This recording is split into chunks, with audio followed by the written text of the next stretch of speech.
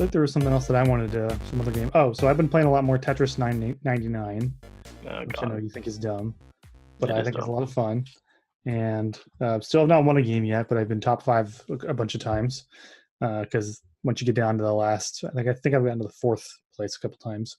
Once you're down in the top five, it's craziness, totally craziness. But it's a lot of fun. If you like Tetris, definitely give it a try. I think that they need to add more modes, or they need to at least like to change the music or change the background because the music really gets grating after a while, and the color scheme can kind of hurt your eyes. But still, really rocking that game. So that's a lot of fun. And you've also And been playing a lot of yep, Fire Emblem, right? yep. So I got back into Fire Emblem Awakening, which I'd played a little bit of previously in a past life, and then didn't really get into. But now I'm like going through this sort of strategy game resurgence, and I got bored of Mario plus Rabbids and decided to pick up Fire Emblem Awakening, and it's similar. They have like if you've ever played like Final Fantasy Tactics and things like that. There's like Yeah. a grid that you use to move your characters around. So like that's sort of the basic idea. And Mario plus Rabbids, though, I feel like that game is best played with you running around very quickly, making risky decisions, to try to score critical hits against your opponents.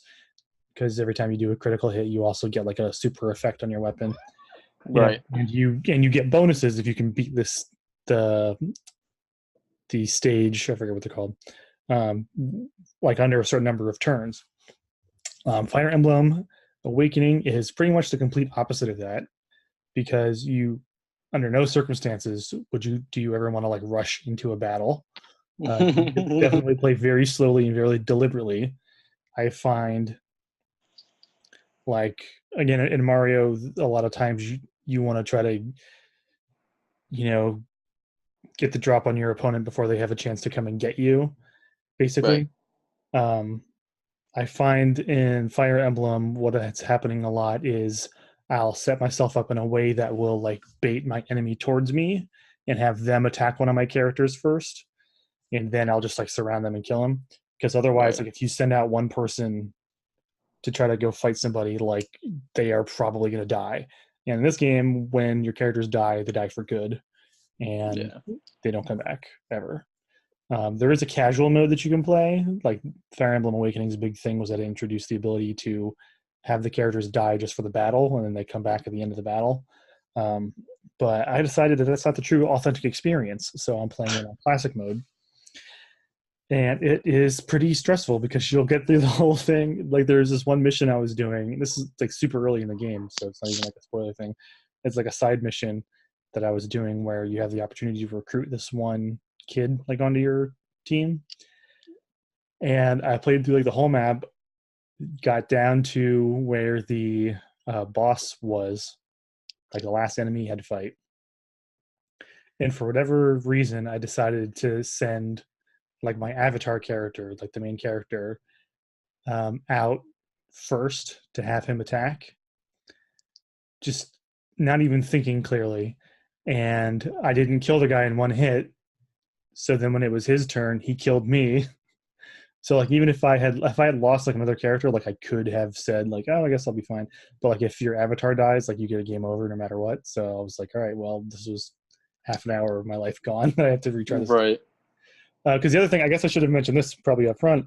So like when you go to attack your enemy, they get to counterattack every time, and it works the same way. If someone attacks you, you get a counterattack back.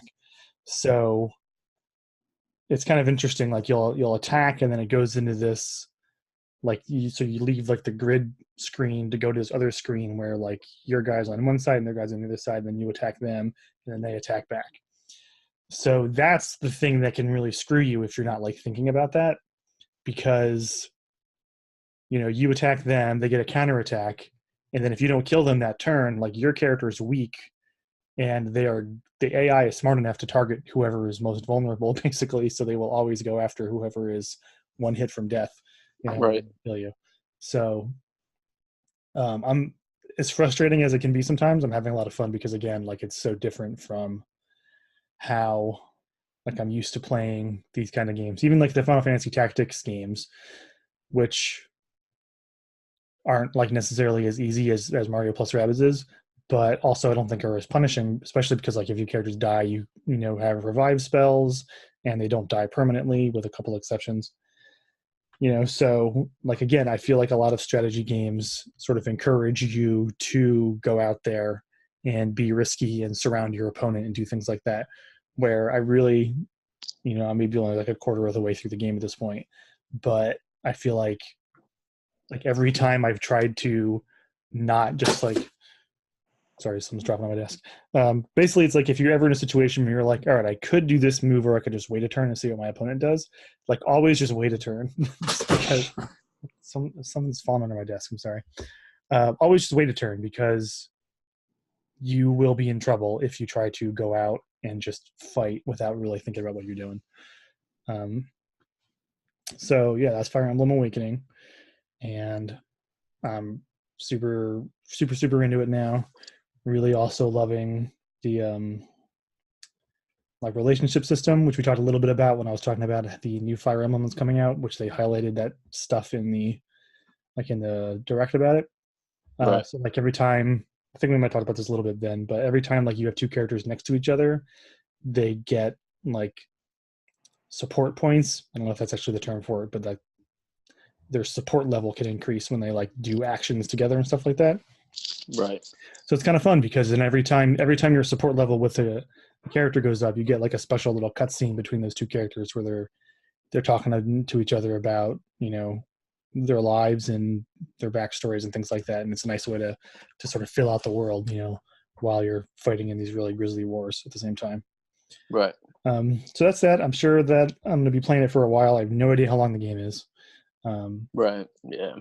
Like I said, I feel like I'm sort of at like the quarter mark just because of timing, how many hours I put into it, and also sort of like plot things starting to really pick up.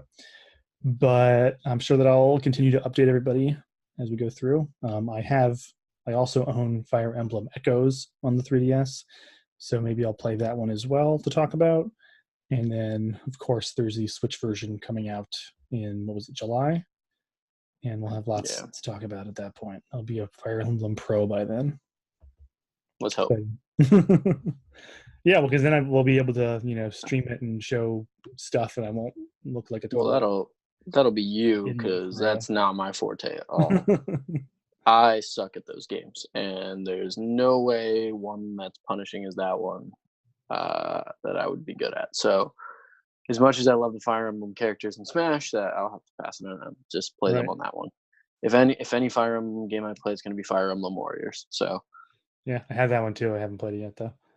Yeah, I have the 3DS version of that one. Yeah, I mean, part of the reason. I'm kind of upset because I have Hyrule Warriors on my 3DS, and I really wish I had it on my Switch instead, because it's just better. But whatever. I was going to say wait for a sale, but Nintendo games don't go on sale. So exactly. Although technically, was this one that was did Nintendo publish that one too? Because it's a Koei Tecmo, I think, is the company that made it. I only mention that because like Mario plus Rabbids is an Ubisoft game, so that one is like constantly on sale. I think I got it for $20, even though every other Nintendo game around it sits at $60, $50 if you're lucky, $45 on a miracle kind of day. I mean, Pokken Tournament's still $60 if that gives you any indication. So yeah. Well, the whole thing. The main reason I haven't bought Splatoon 2, because I rented it and really liked it, and I would love to have it. I have a strategy guide for it because I got it for $1 on Target clearance. I haven't bought it though because like it's never on sale, so I was like, I don't want to spend $45 on this game because, well, I guess now I play online a lot more, so maybe I'd get more out of it. But I don't know anybody else who plays Splatoon, so I'd be sort of flying solo. Maybe I'll get it. We'll have to coordinate it when if it maybe I'll get Splatoon too. Yeah, yeah, definitely let me know because I've been thinking about picking it up as well. Yeah, maybe there's some stream potential there. Yeah, exactly. So, as you mentioned, stream. Right. You have some updates for us? I do. The video before this one, if you watched it, Mhm. was a replay of me playing the original Bloodstained Curse of the Moon, with the excitement of the new one coming out. I wanted to Mhm. check it out, so I did that live on our Twitch channel, which is Brotherly Love G1. I'm gonna be posting those replays, but come hang out while I play it. It'll be more fun that way. For sure. What are you thinking of that game so far? It's actually really cool. Is it? Okay, great. It's really cool. I like it more than Castlevania, which is really surprising because I really liked Castlevania. Mhm. Um, but you get like 4 characters that you switch between, like in just regular combat. Right. Okay. It's very retro style, but they all do their own little thing, which is super cool. Like their movements are different. Like there's the main character, and then you get a girl first, and she has a higher jump and she can slide. Then there's like this older guy that does spells, and then there's I think the fourth guy you get is like a vampire, and he turns into a bat, and you can fly across like long gaps. It's really cool, really fun. Um, I'm really enjoying it, and I'm definitely going to be continuing to play it. So keep an eye out on Twitter. I'll be tweeting out when I go live. Also at Right. Brotherly Love G1. Cool. Yeah, I like the look of that game.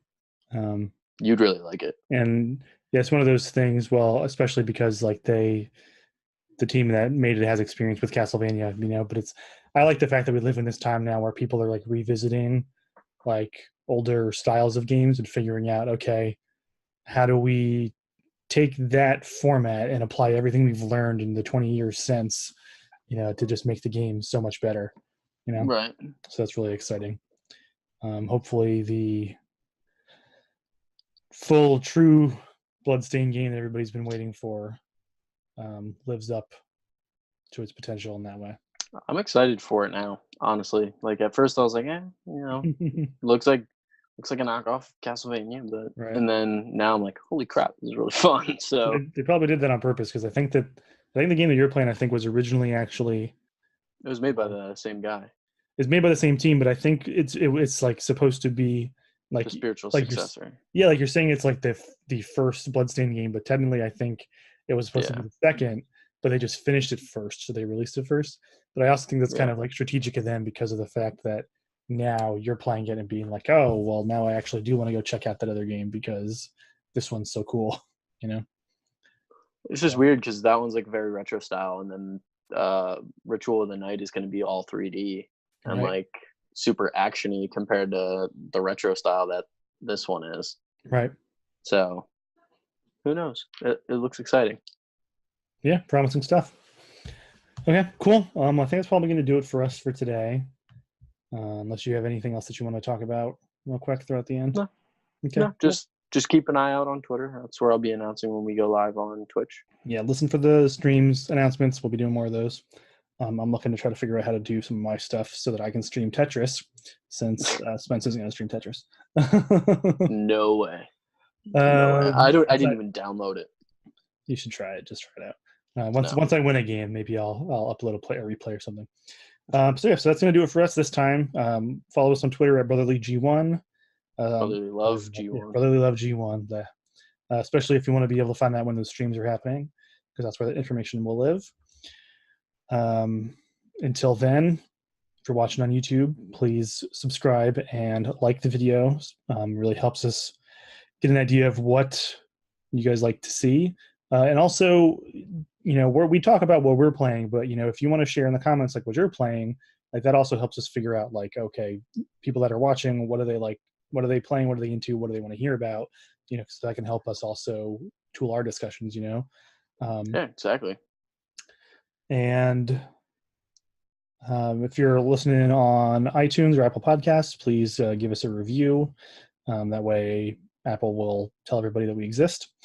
I haven't figured out yet how many people are listening on there. I know it's at least a handful, but like a small handful. So, so thank you if you're listening there.